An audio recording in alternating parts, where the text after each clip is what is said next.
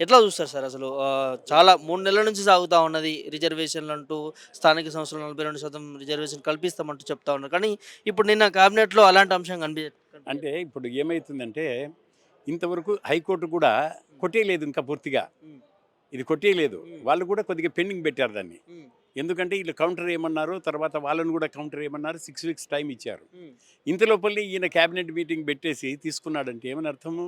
హ్మ్. అంటే high court direction ఏమి ఇవ్వలేదు గదా! ఇప్పుడు. హ్మ్. అది పూర్తిగా కొట్టేయలేదు గదా! ఓన్లీ నీ జీవోని రద్దు చేసిందంతే. హ్మ్. అంతేగాని రిజర్వేషన్స్ నువ్వు 50% కుదించాలని చెప్పలేదు. హ్మ్. అయితే ఈ నేపథ్యంలో ఏమంటే ఈళ్ళకు అంటే రేవంత్ రెడ్డికి చిత్తశుద్ధి లేదనేది అర్థమైపోయింది. హ్మ్. ఇప్పుడు ఏం చేయాలి? హ్మ్.